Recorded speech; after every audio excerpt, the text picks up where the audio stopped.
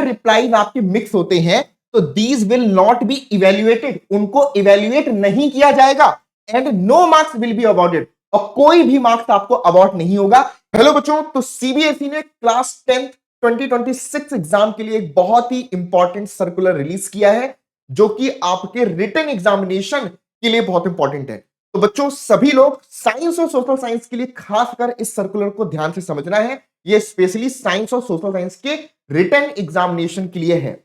यहां पर सर्कुलर में क्या गिवन है बच्चों, सबसे पहले समझ लेते हैं कि भाई जो एग्जामिनेशन है क्लास 10 का साइंस और सोशल साइंस का जो क्वेश्चन पेपर होता है वो आपका कुछ सेक्शंस में डिवाइडेड होता है। अगर मैं बात करूं साइंस के पेपर की, तो साइंस के पेपर में टोटल 3 सेक्शंस होती हैं। सेक्शन ए जो यहां पर होता है बच्चों वो आपका बायोलॉजी के लिए होता है, सेक्शन बी केमिस्ट्री के लिए होता है, सेक्शन सी फिजिक्स के लिए होता है।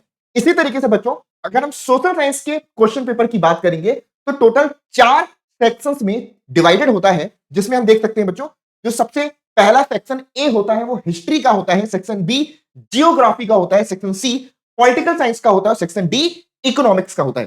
तो अब बच्चों यहां पर रिटन एग्जामिनेशन के लिए क्या इंपॉर्टेंट गाइडलाइंस है उसको समझना है। Important instruction to be communicated to the student appearing in class 10th board examination. ध्यान से सुनिएगा बच्चों, यहां पर लिखा है student will divide the answer book in 3 sections, यानी कि स्टूडेंट को अपनी आंसर कॉपी को 3 सेक्शंस में डिवाइड करना होगा, है ना, in science and in social science. ठीक है, जैसे कि साइंस में टोटल 3 सेक्शंस है तो आपको अपनी आंसर कॉपी को भी 3 सेक्शंस में डिवाइड करना है, A B C. A section जो होगा साइंस की अगर मैं बात करूं तो ए सेक्शन के अंदर आपको सिर्फ और सिर्फ बायोलॉजी के ही आंसर्स लिखने हैं, बी सेक्शन के अंदर आपको सिर्फ और सिर्फ केमिस्ट्री के ही आंसर्स लिखने हैं, और आपको सी सेक्शन के अंदर सिर्फ और सिर्फ फिजिक्स के आंसर लिखने हैं। यानी कि ऐसा नहीं होगा कि आपने एक क्वेश्चन तो बायोलॉजी का लिखा है, दूसरे क्वेश्चन का आंसर आपने केमिस्ट्री का कर दिया, तीसरे क्वेश्चन का आंसर आपने फिजिक्स का कर दिया। आपको अपनी आंसर कॉपी को 3 सेक्शंस में डिवाइड कर लेना है बच्चों। यानी कि अगर आप पहले फिजिक्स का सेक्शन कर रहे हैं तो सारे के सारे फिजिक्स के क्वेश्चन एक ही साथ होने चाहिए, एक ही पार्ट में होने चाहिए। केमिस्ट्री वाला सेक्शन जब आप स्टार्ट करें तो सारे केमिस्ट्री के क्वेश्चन एक साथ होने चाहिए, और बायोलॉजी वाला पार्ट जब आप स्टार्ट करें तो सारे बायोलॉजी के क्वेश्चन एक साथ ही आपको आंसर करने हैं। सिमिलरली बच्चों सोशल साइंस में अगर आप देखोगे जैसे कि 4 सेक्शन हैं तो आपको वहां पर अपनी आंसर कॉपी को एक तरीके से 4 सेक्शन में डिवाइड कर लेना है। एक सेक्शन में जिसमें आप हिस्ट्री के आंसर सारे के सारे एक साथ करोगे, जियोग्राफी के आंसर सारे के सारे एक साथ करोगे, और पॉलिटिकल साइंस के आंसर एक साथ, और सिविक्स के आंसर भी सारे के सारे एक साथ। यानी कि हमें डिफरेंट सेक्शंस के आंसर्स को एक साथ मिक्स नहीं करना है, ये यहां पर लिखा हुआ है। ठीक है बच्चों, replies of question are to be written only within the space identified for the concerned section only। तो वहां पर ऑलरेडी एक सेक्शन बना होगा तो उसी सेक्शन के अंदर ही आपको आंसर करना है। तो यहां पर लिखा है बच्चों, ध्यान से समझ लीजिएगा, replies of question are to be written only within the specified identified for the concerned section only।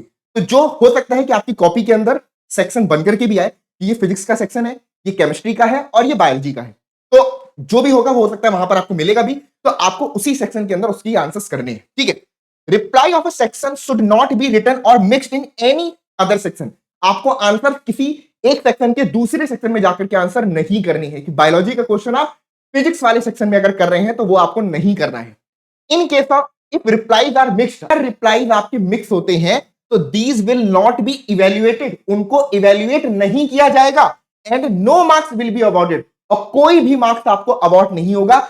ये ध्यान में रखिएगा, अगर आपने आंसर मिक्स कर दिए तो आपके आंसर को इवेल्युएट नहीं किया जाएगा। फिफ्थ अपडेट जो यहां पर दिख रहा है कि such mistakes will not be accepted, ऐसी मिस्टेक्स को एक्सेप्ट नहीं किया जाएगा, and addressed even during verification of re evaluation process after the result are declared. आप चाहो भी तो बाद में री इवेल्युएशन प्रोसेस में भी इसको एड्रेस नहीं कर सकते। ये गलती अगर आपने करी है तो री इवेल्युएशन में भी आपको कोई बेनिफिट नहीं मिलेगा।